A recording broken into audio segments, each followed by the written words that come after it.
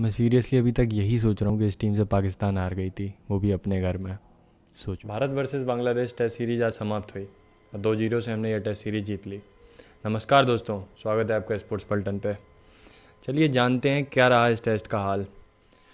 कानपुर में खेले जा रहे इस टेस्ट मैच में रोहित शर्मा टॉस जीतकर गेंदबाजी का फैसला करते हैं। डे वन के खेल में कुछ 1-1.5 सेशन खेले जा चुके थे।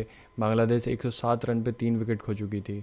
इसी के साथ पहले दिन का खेल पानी के कारण बंद कर दिया गया और इसी प्रकार देखते ही देखते बचा पहला दिन, दूसरा और तीसरा पानी में धुल जाता है और एक पॉइंट पे ऐसा लग रहा था कि ये मैच बिना खेले ही ड्रॉ हो जाएगा। लेकिन चौथे दिन सूरज की किरण उगती है और बांग्लादेश मैदान पे फिर उतरती है बल्लेबाजी करने। चौथे दिन की शुरुआत से ही बांग्लादेश विकेट खोना चालू कर देती है।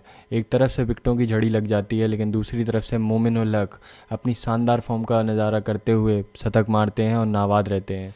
बांग्लादेश 233 पे ऑल आउट हो जाती है और फिर क्रीज पे उतरते हैं जायसवाल और रोहित शर्मा। पहले ओवर में 3 लगातार चौके जायसवाल के बैट से, दूसरे ओवर की पहली 2 बॉलों पे रोहित के बैट से 2 लगातार छक्के। इंडिया ने अपना इरादा स्पष्ट कर दिया था कि वो ये मैच सिर्फ खेलने नहीं उतरे, जीतने उतरे।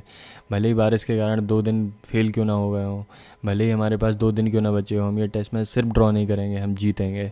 भले ही कैसे। फिर चालू होती है इंडिया की वो धुआंधार पारी जो बता देती है इंडिया मॉडर्न टेस्ट टीम क्या है। और देखते ही देखते 10 ओवर 2 बॉल में हम 100 रन स्कोर कार्ड पर लगा देते हैं, जो कि अपने आप में ऐतिहासिक था क्योंकि ये वर्ल्ड रिकॉर्ड था किसी भी टीम के द्वारा। कानपुर के दर्शकों के लिए तो किसी दिवाली की आतिशबाजी से कम नहीं था। देखते ही देखते 34 ओवर 4 बॉलों में हमने 285 बोर्ड पे लगा दिए। 52 रन की लीड लेने के बाद हमने डिक्लेयर कर दी पारी और बांग्लादेश को चौथे दिन ही बैटिंग का न्योता भी दिया। चौथे दिन के खेल के अंत होते तक बांग्लादेश 2 जल्दी विकेट खो देती है। मात्र 20 रन पे 2 विकेट खोने के बाद चौथे दिन का खेल समाप्त कर दिया जाता है। 5वें दिन का खेल स्टार्ट होता है। बांग्लादेश के बल्लेबाज ग्राउंड पे आते हैं। बांग्लादेश की तरफ से सादमान इस्लाम उनके ओपनर एक 50 जरूर लगाते हैं, लेकिन बांग्लादेश के विकेट लड़ी की तरह गिरते चले जा रहे थे और बांग्लादेश ऑल आउट हो जाती है मात्र 144 रन पे और इंडिया को टारगेट देती है 95 रनों का, मात्र 95 का।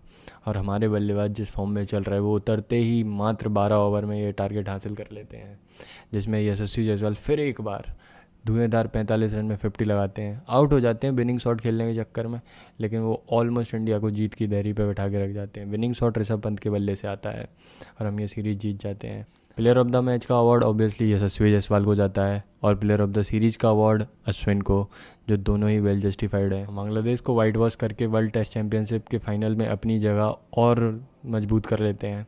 हमारी दावेदारी सॉलिड हो चुकी है, अल्ट्राटेक सीमेंट की तरह। अगर हम बात करें कुछ इंपॉर्टेंट टेकआउट्स की इस सीरीज में से, तो उसमें से प्राइम पे रहेंगे ऋषभ पंत का शतक, उनकी वापसी का पहला शतक। दूसरे पे हम बात करें केएल राहुल की। केएल राहुल ने भी प्रॉमिसिंग फॉर्म दिखाई है।